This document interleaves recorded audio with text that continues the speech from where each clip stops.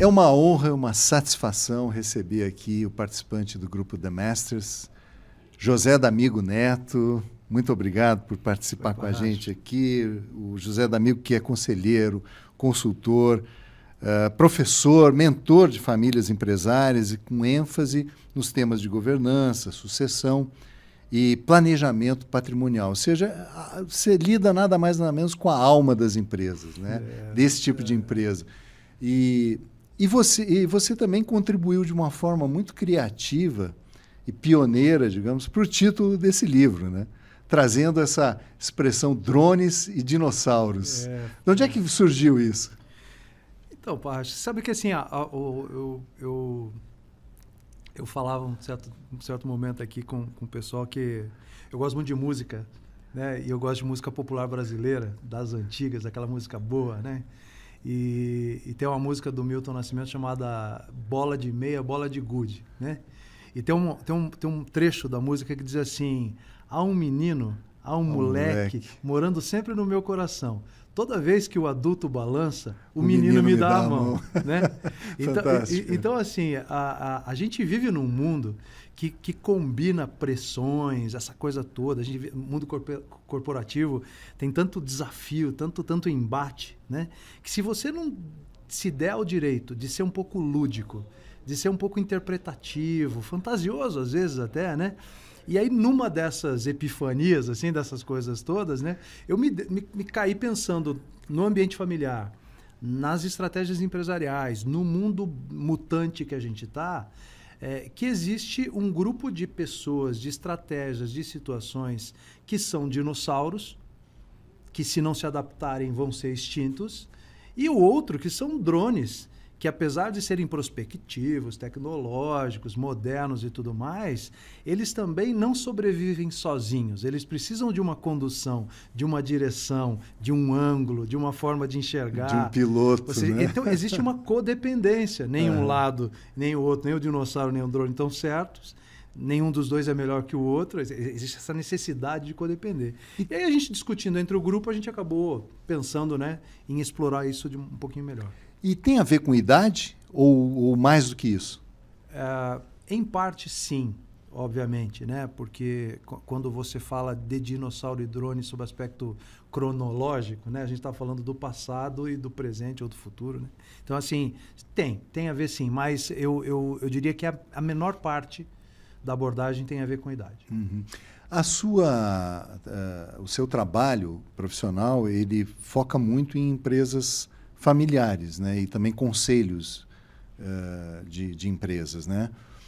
As empresas familiares têm um desafio muito diferente das outras organizações? É maior, é menor, é mais difícil, é mais fácil?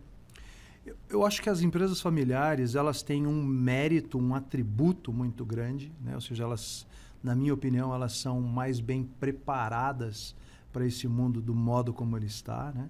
Elas são protagonistas, então assim, elas fazem parte de mais de 90% das organizações no mundo, né? Então são familiares, são empresas familiares. É um número bem importante, né? Então, mesmo entre as 500 maiores empresas do mundo, pela Standard & Poor's, você vai olhar lá, cerca de 70%, mais de 2/3 das empresas são de controle familiar, ou seja, você tem grupos familiares dentro das empresas. Então, assim, é um protagonismo muito grande. Porém, existe uma dinâmica dentro das empresas familiares que precisa ser respeitada. Porque outra verdade que já não é tão boa assim para a empresa familiar é um paradoxo que eu falo sempre, que é o do 30-13-3. O 30-13-3 diz basicamente o seguinte, que 30% das empresas familiares sobrevivem à segunda geração, só 30%. Só 13% sobrevive à terceira geração e só 3% sobrevive à quarta geração. Por que isso acontece? Então, essa mortalidade empresarial gigantesca nas famílias empresárias vem de alguns males que são da dinâmica familiar, né? Um dos males é comunicação, outros males da empresa familiar é o não planejamento sucessório.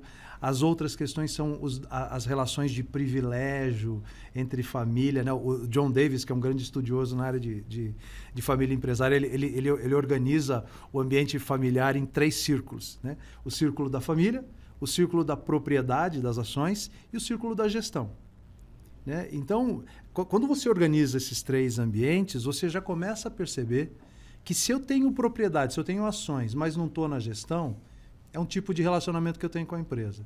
Se eu faço parte da propriedade e não sou da família, já é outra relação.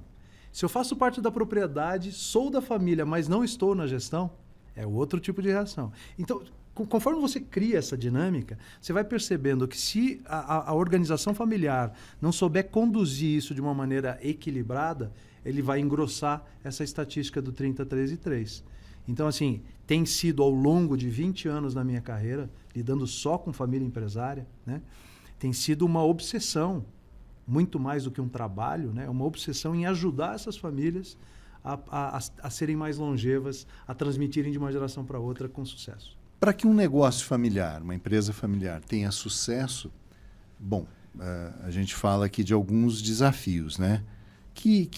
Quais os principais desafios que você elenca para que ela sobreviva a 2, a 3, a 4 gerações? Então, eu falei alguns deles assim, né? Então, eu acho que eu colocaria num ranking do que eu tenho percebido é a comunicação, né? É o ambiente de transparência e de colaboração, de cooperação que a família estabelece desde o início do trabalho, porque muitas vezes um fundador, naquele ímpeto empreendedor, naquela iniciativa de fazer uma ideia se transformar num negócio, aquela coisa toda, ele transforma esse movimento num movimento muito autoral e individual. Ele não compartilha, né? E essa falta de comunicação, em diversos momentos, vai fazer falta.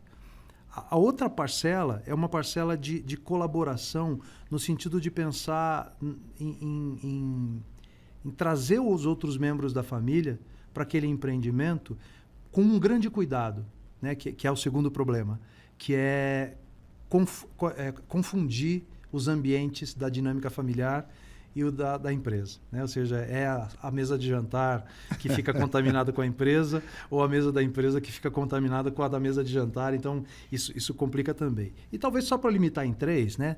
O terceiro problema que faz com que as empresas morram nesse caminho é a sucessão. É a falta de um bom planejamento sucessório. O que eu tenho visto é que empreendedores, fundadores, fazem do seu planejamento sucessório um plano secreto. Ao invés de deixar isso muito claro, que é algo que eu preciso, que eu quero e que eu vou fazer de maneira intencional, ele transforma aquilo num misto de ansiedade e procrastinação. Uhum. Né? Vão entrando componentes emocionais e afetivos. Ele vai jogando para frente.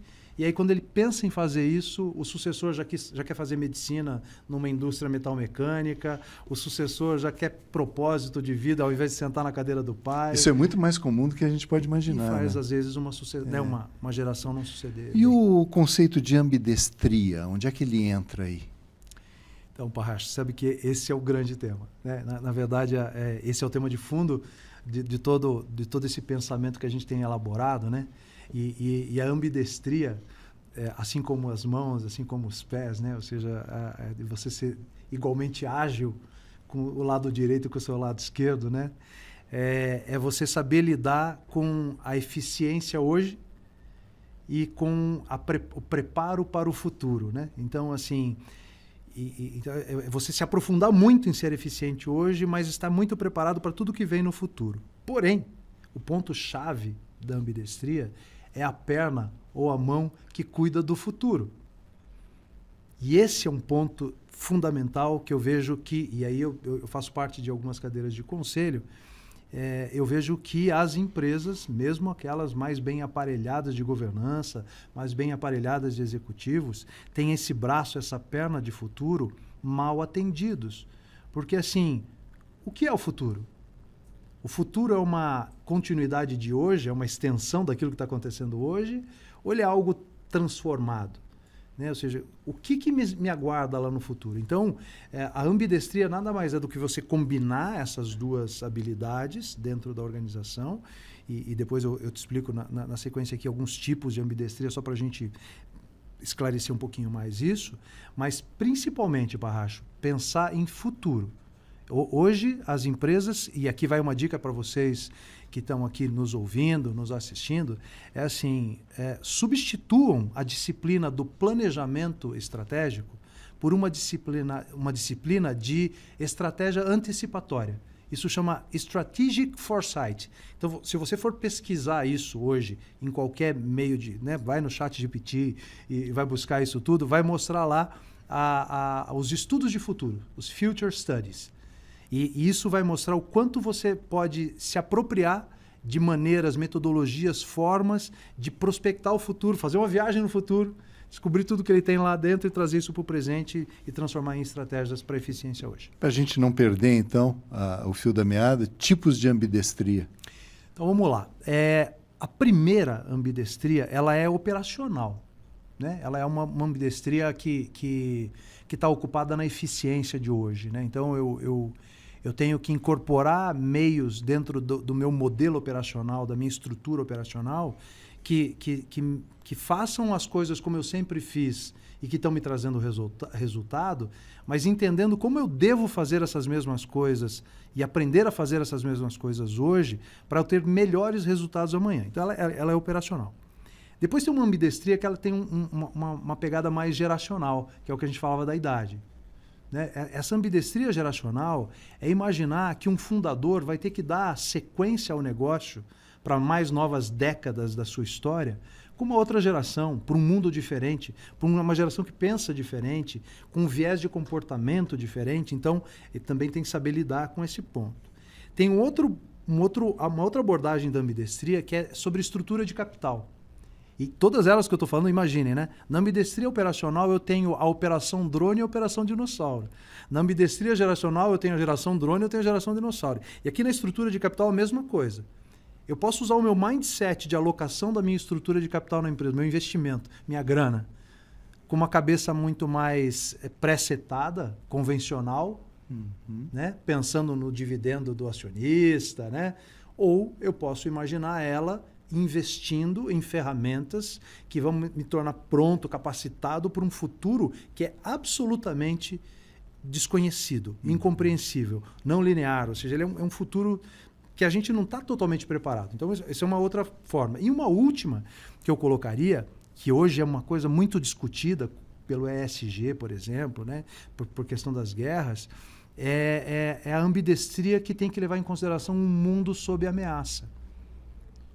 Das mais diferentes. Das mais diferentes. Ameaças geopolíticas, ameaças sanitárias, ameaças de natureza ambiental, né? Então, a gente tem tudo isso. Então, se você não lida no presente, que é o teu dinossauro, com preocupações no futuro desses impactos, que é o drone, né? Ou seja, se você não sabe lidar com isso, você, de fato, está sendo negligente dentro das suas estruturas. Isso até nas grandes organizações.